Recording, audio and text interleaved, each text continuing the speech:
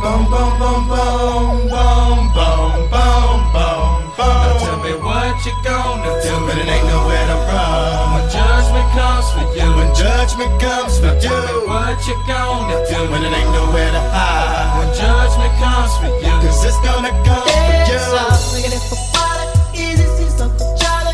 Little boo guy's got him, and I'm gonna miss everybody out of row and flows like eggs. Looked at a wild lag and played for dust, and they play too deep for being sad. Little legs I got to be. Tell me your feature deceased, would it please? Marry me by my grand when you can go follow God bless you, working on a plan to heaven. Backbone Wrestling Network. Welcome back to the CrosUp, your weekly look back at the week that was in professional wrestling.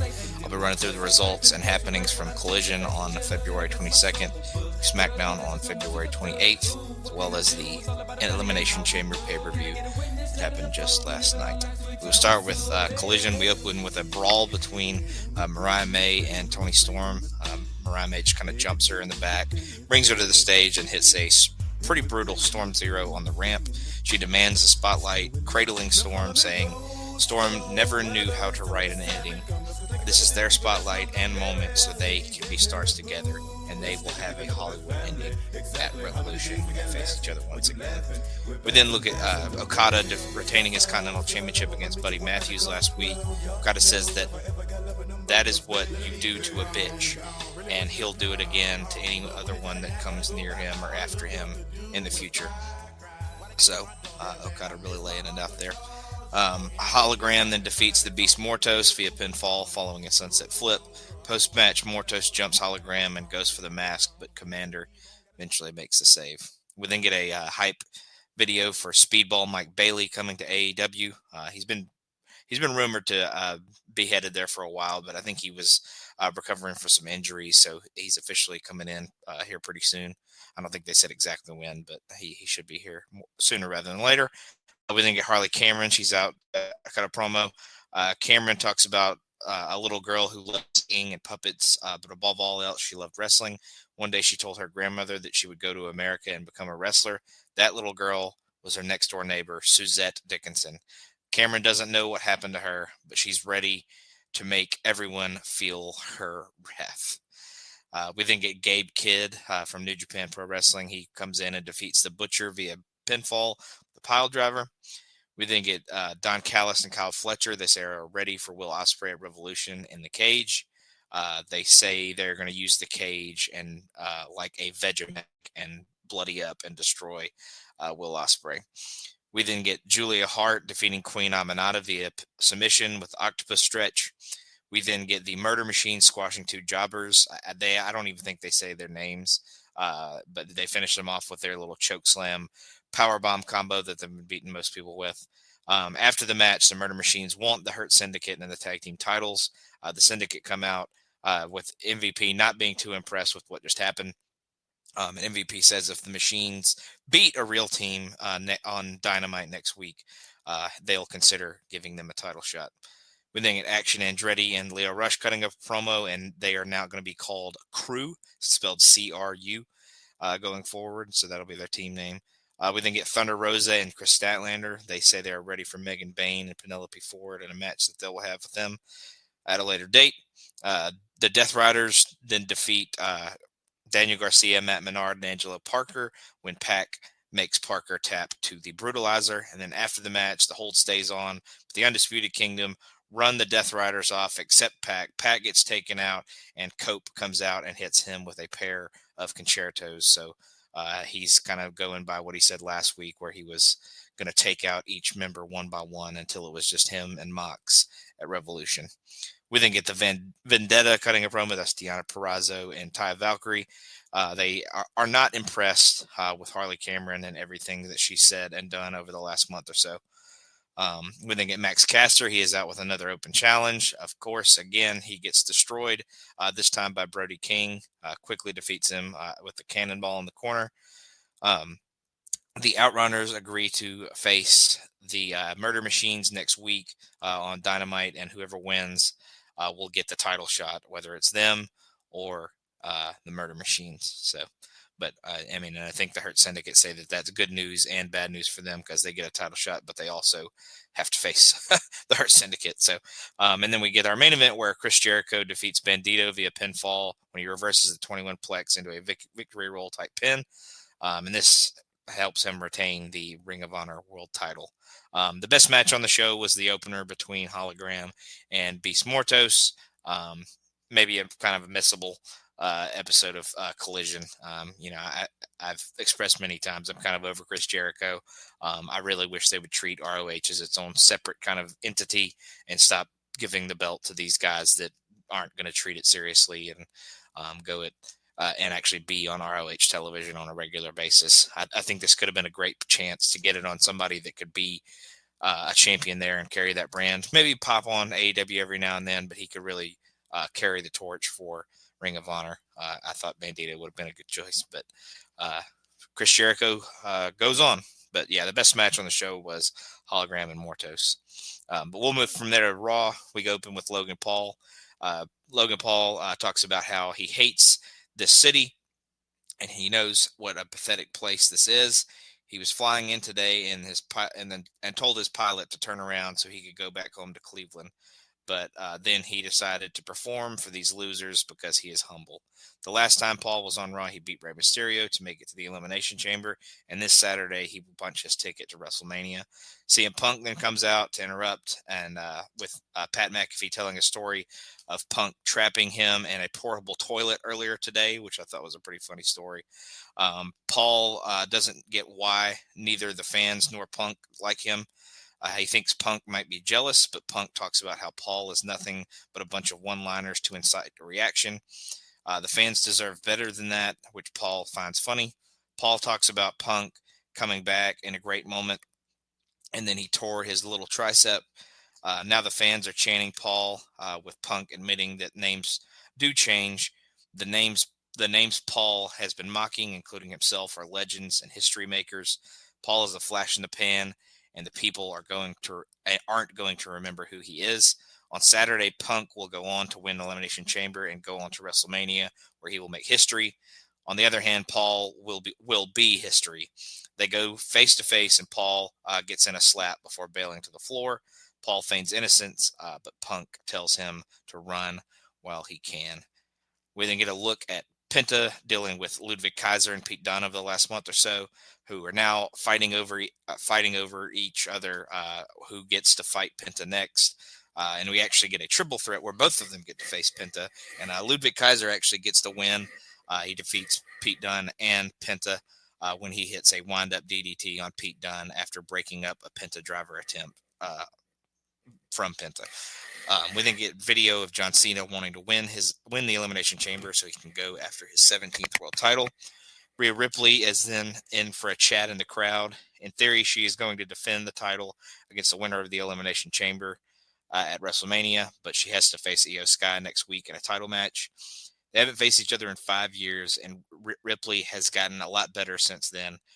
We hear some of the names Ripley has beaten, but here is Io Sky to say she'll beat Ripley again and go on to WrestleMania. And they actually talk about in this that Rhea has never beaten Io, so that's a pretty interesting fact and kind of an interesting thing going into this match next Monday.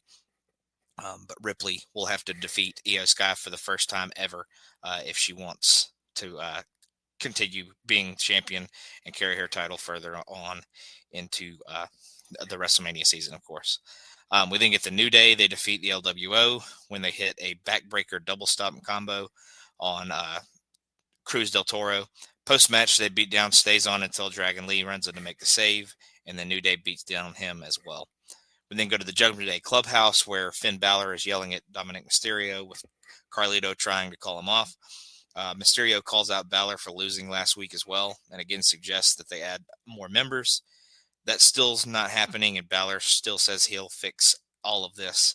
Liv Morgan and Raquel Rodriguez come in to say things will look up tonight after they win the women's tag team titles. Balor says he's happy with anyone winning, but aren't they worried about what they did to Jade Cargill? Morgan says they didn't do it, and they both agreed to handle their own business. And Carlito is in the background happy that he found him a yellow apple. which Carlito continues to be pretty good fodder in these segments. Gunther is then out to talk for a little bit. Gunther understands that the fans are excited to see him because he is going to wrestle tonight. Before we get there, though, he wants to talk about facing Jey Uso at WrestleMania. As the weeks go by, he is warming up to the idea because he will get a chance to humiliate Jey and end the Yeet circus for good. That's why today he offered Adam Pearce the chance to have the World Heavyweight Champion in action. And he has picked a hand-picked opponent to face tonight. Gunther then defeats Akira Tozawa via submission after Tozawa passes out in the sleeper hold. Post-match, Gunther goes for the sleeper hold again, but Otis makes the save. Gunther then puts the sleeper on Otis as well until Jey Uso comes out to a pretty big pop to make the save. The Gunther-Akira match was better than I thought it would be. It was definitely a little bit more back and forth than I would have guessed, so definitely a little bit more entertaining than maybe you would have thought going in, but definitely a solid little segment there. We then get Lyra Valkyria defeating Dakota Kai via pinfall following the Nightwing to retain her Women's Intercontinental Championship. Post-match, respect is shown, but Ivy Nile runs in and jumps both of them. We then get video on Kevin Owens versus Sami Zayn, showing how long their story has gone on from way back in NXT in 2015 to now. We get a sit-down interview with Sami Zayn from earlier today, and he reveals that something else happened over the weekend. Somewhat shaken, Zayn says he went to Owens' house and no one was home, but he did run into Kevin Owens' mom. They caught up a bit and had a nice chat, but when he got home, he was ashamed of himself for going over there in the first place. Zayn and Owens have a long history, and this is the first time that family has gotten involved. That has Zayn wondering what the two of them are capable of right now. And while people are looking forward to the match, they should be worried about what Owens is going to go through.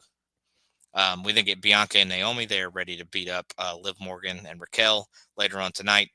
We then look at Braun Breaker and AJ Styles brawling from the previous week after the AJ Styles Dom Mysterio match. Braun Breaker then defeats Dom Mysterio via DQ when the rest of the Judgment Day come out to interfere and save Dom.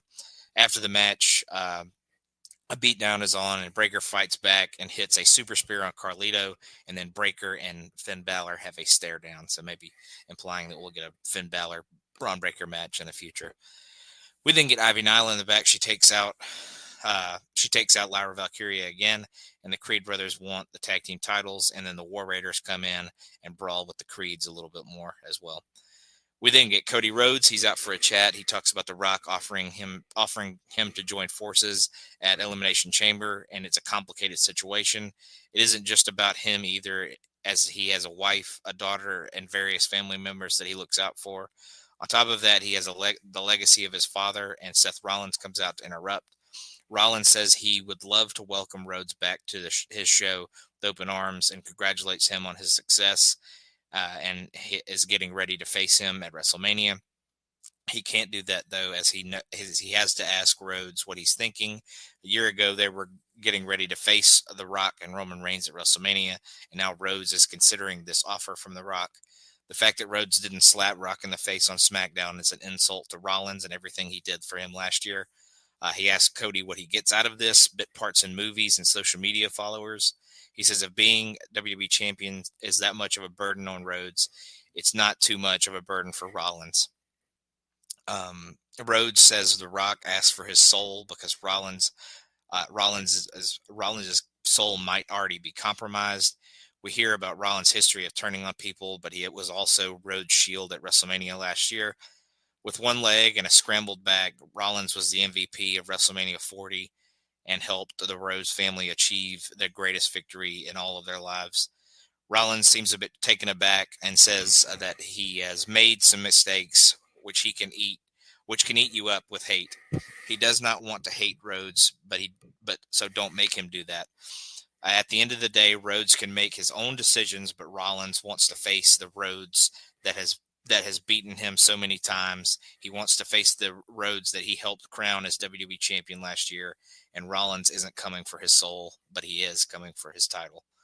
We then get a preview of a interview that Logan Paul that will air on the Elimination Chamber kickoff show. We look back at Jade Cargill being attacked, resulting in Naomi getting her share of the tag team titles. There's a chance that Liv Morgan and Raquel did it, though they've denied any involvement. Either way, there is a title match between the four of them tonight. Jey Uso then checks on Akira Tozawa in the trainer's room. The A-Town Down Under. They mock him for his friends getting hurt over and over. So Jay goes to leave only to have them mock the yeeting that he obviously does. Jay tries to leave only for Waller to say Gunther is going to destroy him at WrestleMania. Jay promises to win at WrestleMania, and even Theory gets in on the yeeting at one point. And then Jay starts to walk away, but he comes back and super kicks Waller to kind of lay him out. And then we get our main event where Liv and Raquel defeat Bianca and Naomi to become the new women's tag team champions when Raquel slammed Naomi's head on the top of the ring post and Liv rolls her up off of that and they get the victory. And that was the best match of the show, as most of the show was a lot of talking and a lot of promos, but that main event match was very, very good. And I feel like a lot of the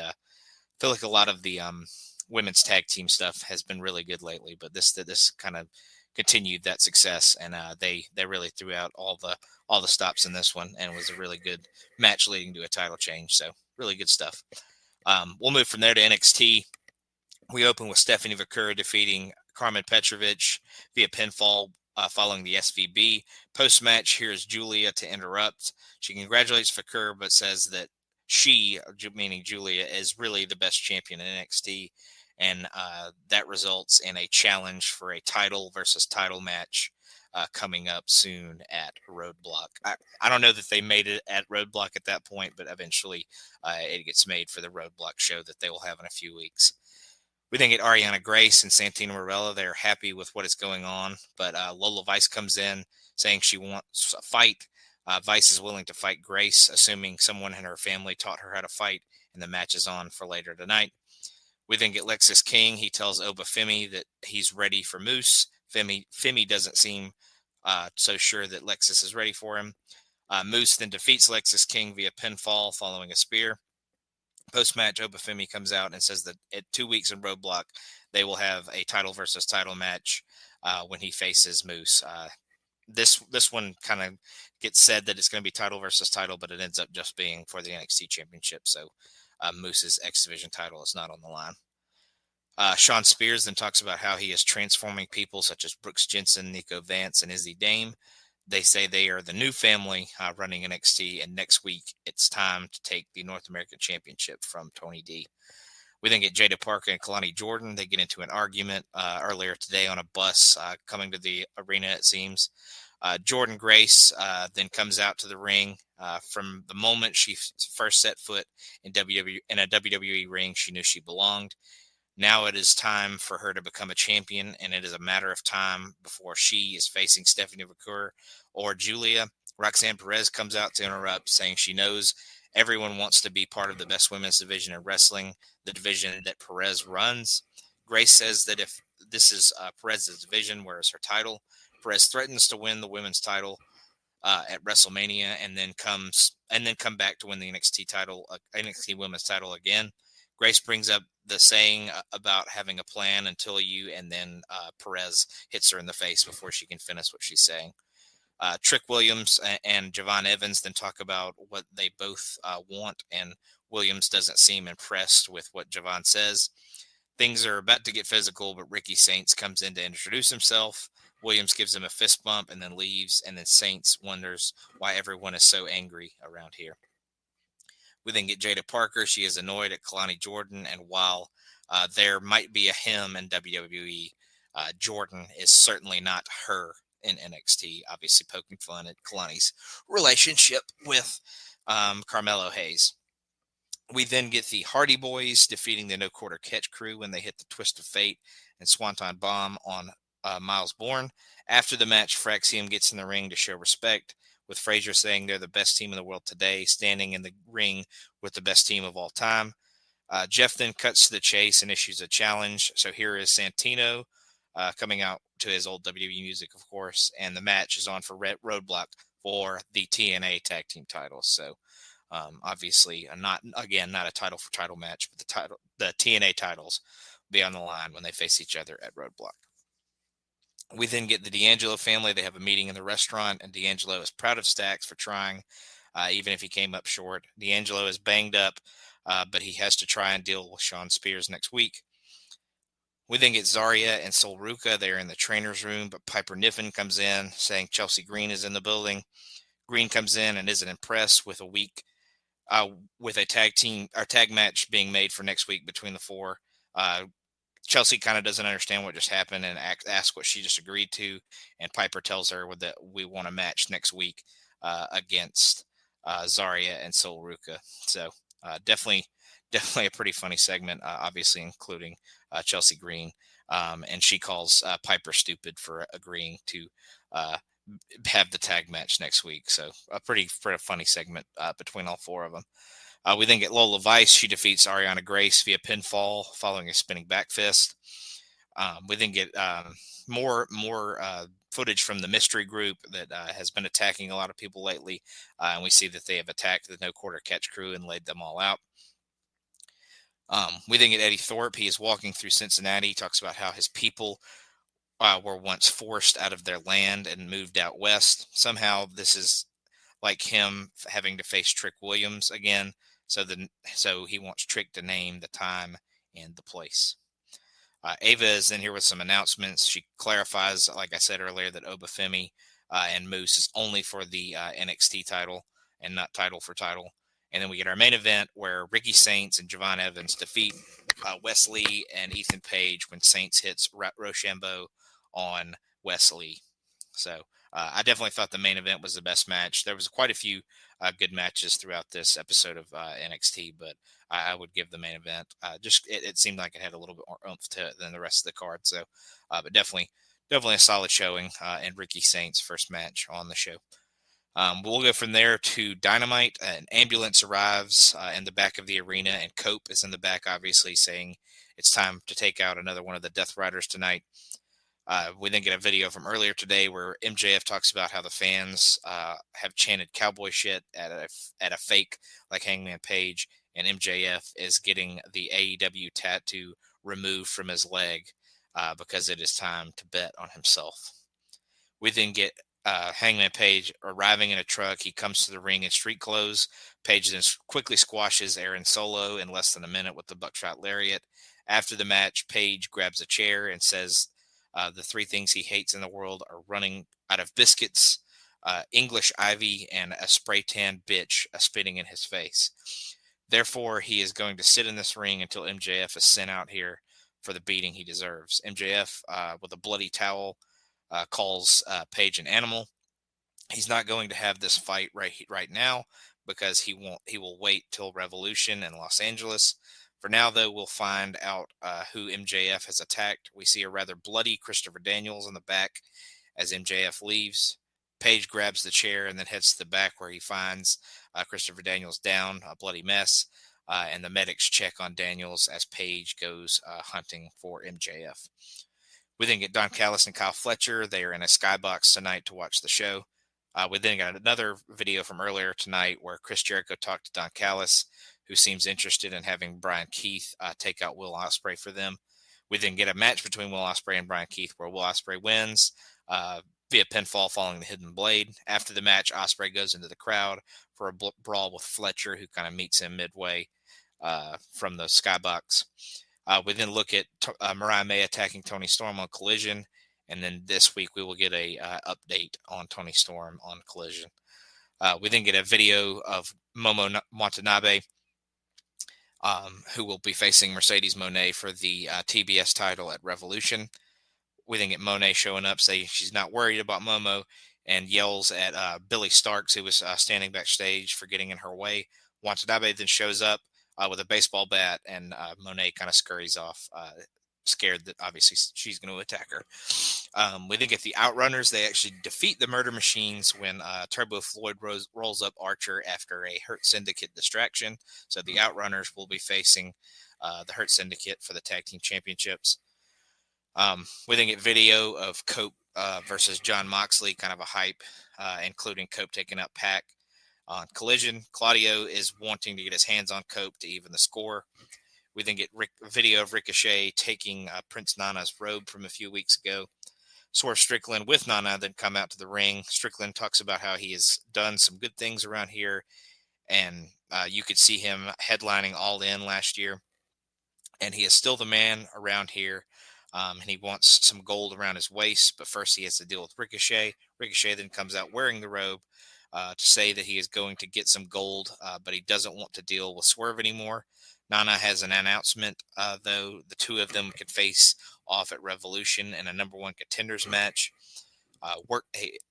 Ricochet says it works for him, who leaves, but Nana has to talk to Swerve. Nana wants Swerve to go back to being the mad, dangerous man, the dangerous man in AEW. The most dangerous man is what I meant to say. Sorry. Nana has survived a bunch of bullets for Swerve and now needs Swerve to get the robe back, and leaves Swerve alone in the ring to contemplate what he just said.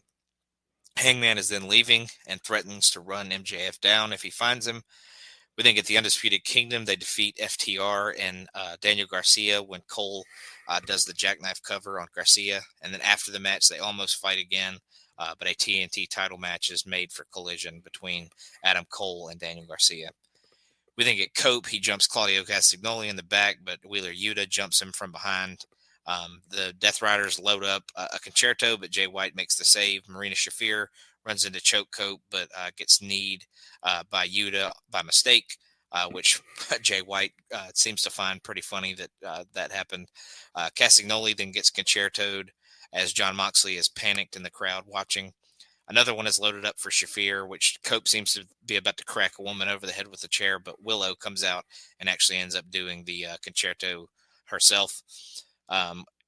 So both Shafir and Claudio have been taken out now, so it's down to Yuta and John Moxley to represent the Death Riders, because everybody but them has been taken out.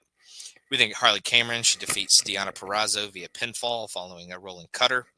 We then get video for Orange Cassidy versus Keita Kashida for their international title, which will be our main event tonight.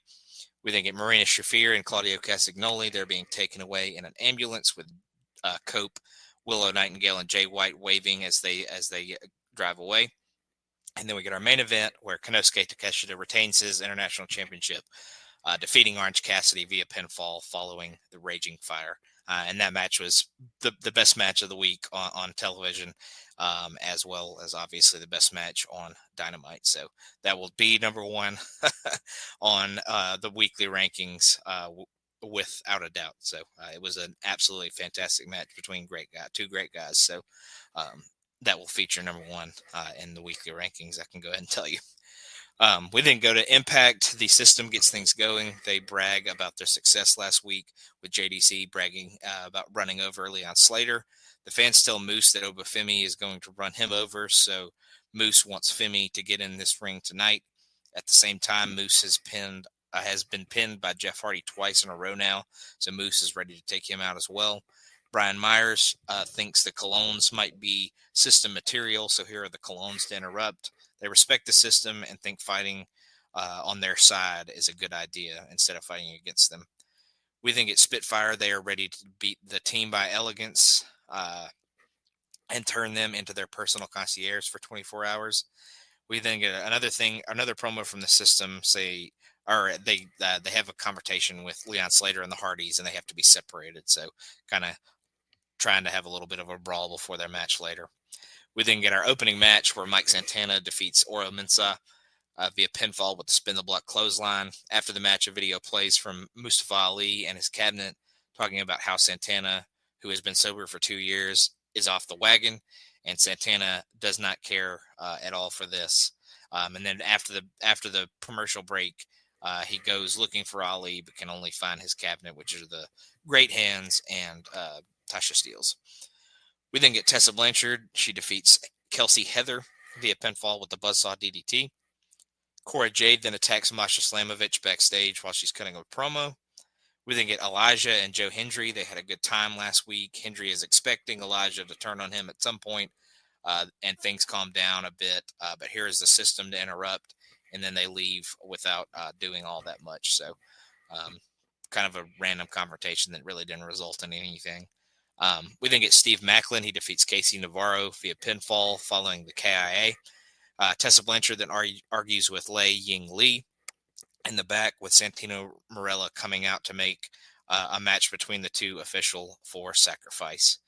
We then get Spitfire defeating the Team by Elegance when they hit the pressure drop on Heather, which makes the Team by Elegance their personal concierge for 24 hours. Spitfire already has them doing some personal chores by doing their laundry, and the personal concierge for the Team by Elegance is crushed, watching his team have to do all these disgusting things for Spitfire.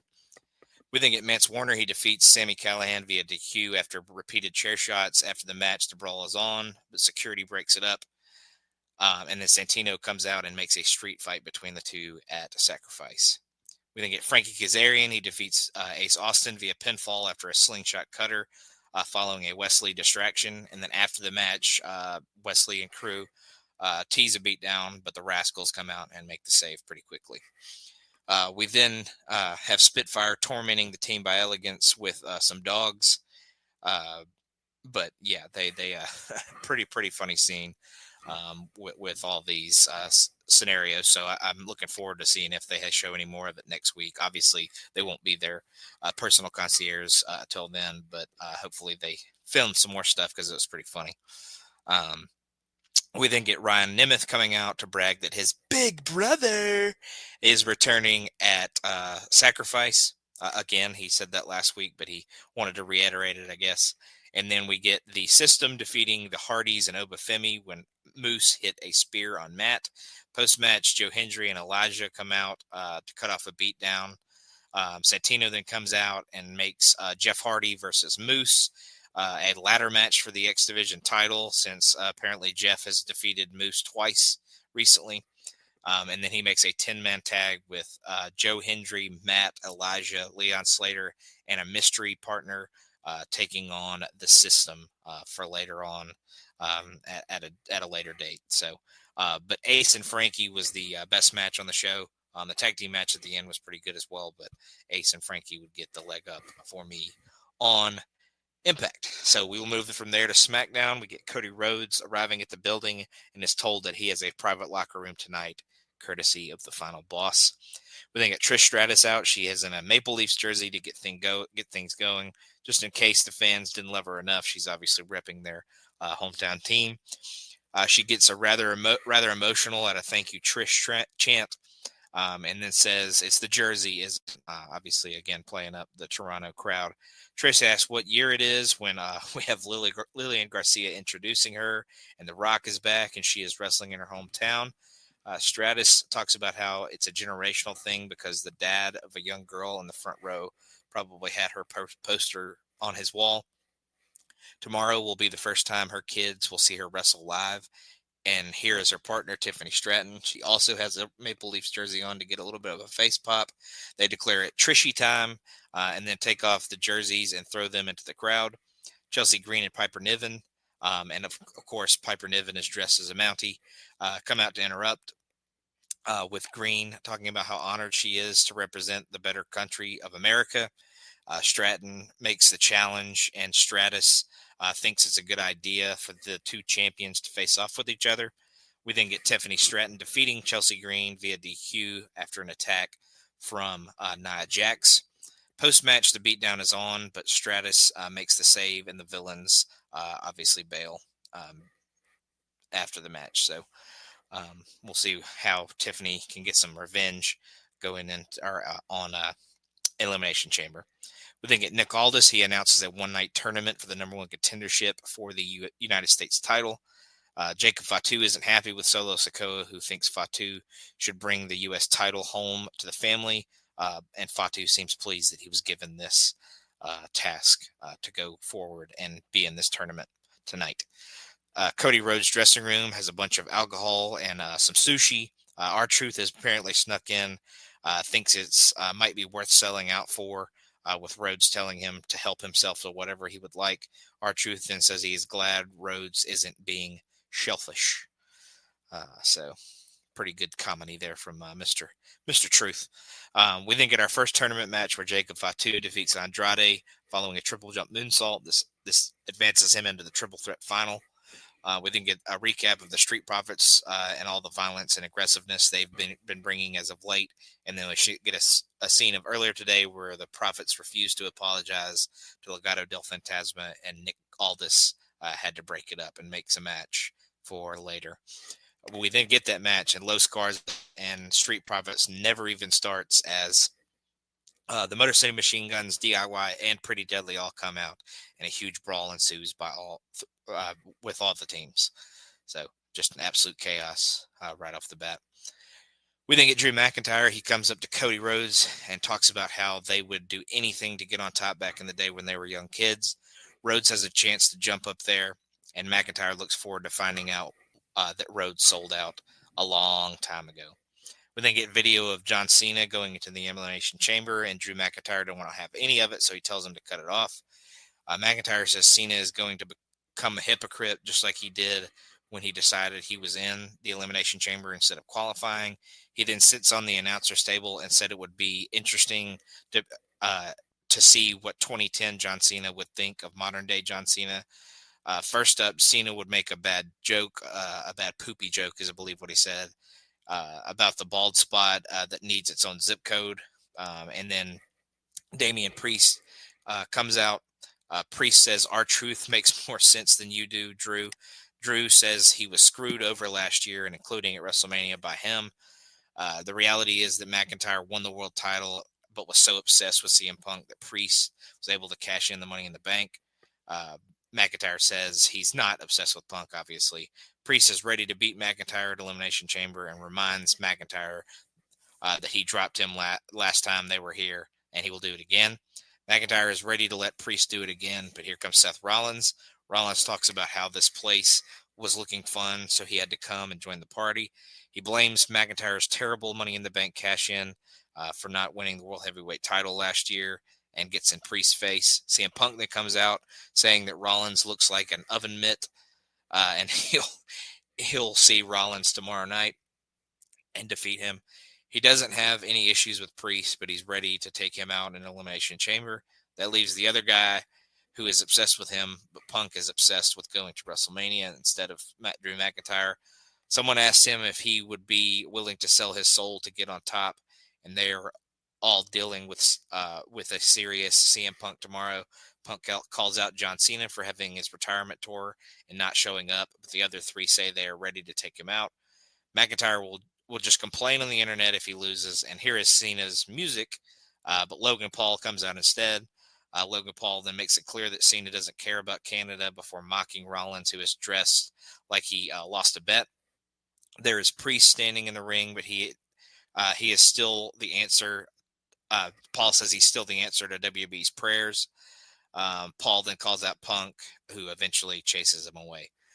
We then go to the kickoff show where we see Bianca and Naomi getting some revenge on Liv and Raquel attacking them. We then get LA Knight defeating Santos Escobar. He joins Fatu in the U.S. Contender Final. He beats Santos with the BFT, obviously. Sami Zayn is out for a chat. He knows there is a long history between himself and KO. He wants KO out here right now. They can say their final piece to each other, and that is before tomorrow, or that's it before tomorrow. We cut to Owens in an empty stadium, obviously talking earlier in the day, where he can talk about how they have never had a bigger match. Owens promises to watch Zayn's family suffer after tomorrow because this is all Zayn's fault. Zayn says he is nervous, but it's because of what he will do to Owens instead of what Owens will do to him. He brings up the names of Owens' parents, and obviously that pisses off KO and says it's on tomorrow. Owens says he'll see Zayn tomorrow to wrap this rivalry up for good. And Zayn's career, pretty much, is I'm pretty sure what he said. We then get Carmelo Hayes. He says he won't need the Miz tonight in his qualifier match. With Hayes gone, Cody Rhodes comes up, and the Miz asks him what he's going to do. Rhodes isn't sure, and Miz talks about how Rhodes could be so much more in Hollywood if he takes the deal. We then get Carmelo Hayes. He defeats Braun Strowman via DQ using some Eddie Guerrero lie, cheating, and stealing by where he acts like Braun hit him with the chair when he hit it on the mat and throws it to him. But the chair had kind of been introduced by by Tama Tonga and Solo Sikoa, who had come out earlier in the match. And this gets Melo that final spot in that triple threat contender final. And then after the match, Strowman takes out Tama Tonga as Solo is able to kind of scurry away. We then get Roxanne Perez, Liv Morgan, and Raquel Rodriguez defeating Bayley, Naomi, and Bianca Belair when Roxy hits the Pop Rocks on Bayley. After the match, Alexa Bliss comes in and hits the Sister Abigail on Perez and lays her out. We then get Charlotte. She gets interviewed by Byron Saxton, and basically she's ready for Tiffany Stratton at WrestleMania. We then get Shinsuke Nakamura. He promises to make an example out of whomever wins the U.S. title series tonight. LA Knight then wins that U.S. title series, defeating Jacob Fatu and Carmelo Hayes after Jacob hits a triple jump moonsault, and Knight is able to throw him out of the ring and steal the pin. We then get CM Punk. He asks Cody Rhodes what The Rock could possibly offer him, though Punk says he's glad he never got that offer. And then we get Michael Cole. He's in the ring for a chat with Cody. And Cody Rhodes has a chance to sell out tomorrow. The Rhodes that Cole has known for 20 years wouldn't do it, but this is a different Rock. Cole goes over what Rhodes could get out of this, including a limited schedule, a bunch of money, and a big red truck with Rhodes' name and logo on it, which rolls into the arena. Rock then pops up on the screen and with his own version of the truck, saying he knows Rhodes is going to do the right thing. He brings up talking to Dusty Rhodes in the hope that Cody will do the right thing and let The Rock have what he wants. Rock then busts out a weightlifting belt labeled Cody's Soul with the date of June 11th, 2015, which is the date that Dusty Rhodes passed away. He'll see Cody tomorrow for the decision, and Cody is unsure as we end the show to kind of leave things kind of up in the air. I would say that Fatu and Andrade would be the best match of the show for me on SmackDown, but the triple threat contender match was also very good as well. So, but I would go Fatu Andrade as far as best match.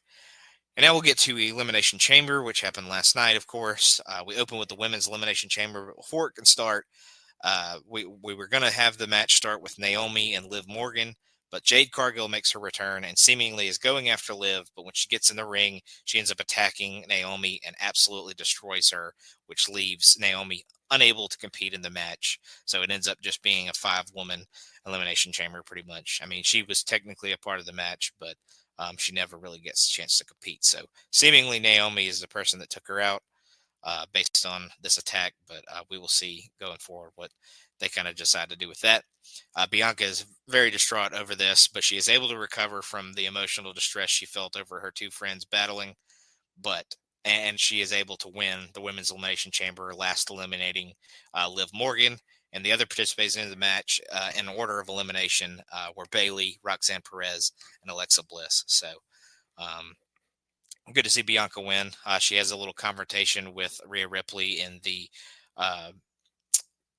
entranceway when she leaves, and then Io Sky also comes out because we don't really know who she will face quite yet. But yeah, definitely a solid, really, really good match, and some good drama with that Jade Cargill attack. So we'll see kind of what happens with that going forward. We then get Tiffany Stratton and Trish Stratus. They defeat Candice LeRae and Nia Jax when Tiffany hits the PME on Nia Jax and gets the pin. We then get Kevin Owens defeating Sami Zayn via pinfall in the unsanctioned match after hitting 2 power bombs on the hardest part of the ring. And then after the match, Owens goes to package pile drive Zayn on the concrete, but Randy Orton comes back and Orton lays Owens out and loads up a punt, but the agents and producers and security are able to break it out, and then the security force gets hit with quite a few RKOs.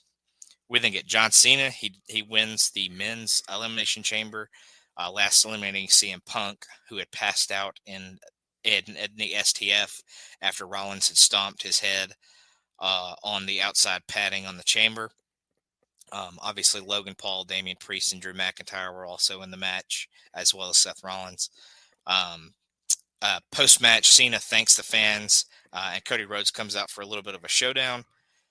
Travis Scott then comes out, and this leads to The Rock coming out as well. Rock tells Cody that it is time for him to do it, meaning it's time for them to hug it out, saying that Cody is giving his soul. He wants and needs Cody's soul, and if Cody says yes, the American Nightmare lives forever. If not, then the dream dies again. Obviously, a shot at his father having passed away already. Cody says he wants it all, and his soul doesn't belong to him anymore because he gave it to this ring and these people a long time ago, and tells The Rock to go fuck himself. And they didn't censor it at all.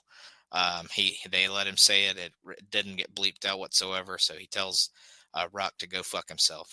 We then get Cena. He hugs Rhodes, and then The Rock signals to Cena, who kind of has a scowl on his face now, and he kind of slashes his throat in a really weird way. And then Cena low blows Cody, as Cena seems to be Rock's corporate champion at this point. Cena steals Cody's watch and hits him over the face with it, and eventually draws blood. And then he hits him twice with the belts, or with the championship belt. And then Travis Scott, The Rock, and Cena pose with the weight belt. The weight belt is then used to whip Cody a few times, and then again, Cena, Rock, and Travis Scott kind of go into the entranceway and pose once again, and had left Cody Rhodes bleeding in the middle of the ring. So absolutely a ton of good character stuff and angle stuff throughout this show, but really good wrestling as well. But Cena seems to have joined The Rock, and we'll see what the deal is with Jade Cargill and Naomi going forward. But the best match was KO and Sammy. There was no doubt that probably was going to be the case going in, but both chamber matches were very good as well.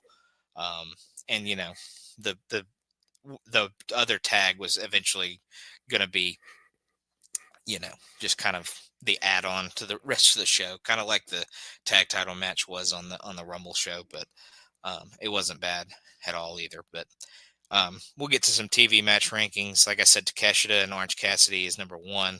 That women's tag team title match from Raw is number 2. Fatu and Andrade is number 3. The triple threat that followed is number 4. And then Hologram and Mortos is number 5 for me this week. And then with only 4 pay-per-view matches, like I said, KO and Sammy is number 1. The men's chamber would get a slight edge for me over the women's chamber, which is number 3. And then obviously something has to be 4th. And Tiffany Stratton and Trish Stratus versus Nia and Candice would take that spot. So a really, really solid week, a really good PLE, and some solid TV throughout the week as well. So definitely check out all that I mentioned, and continue check out everything every week if you enjoy wrestling. And it is a really good time. Mania season's always super entertaining and super interesting. So continue to check it out, and I'll see you next week. Lights go up, I'm home. Why?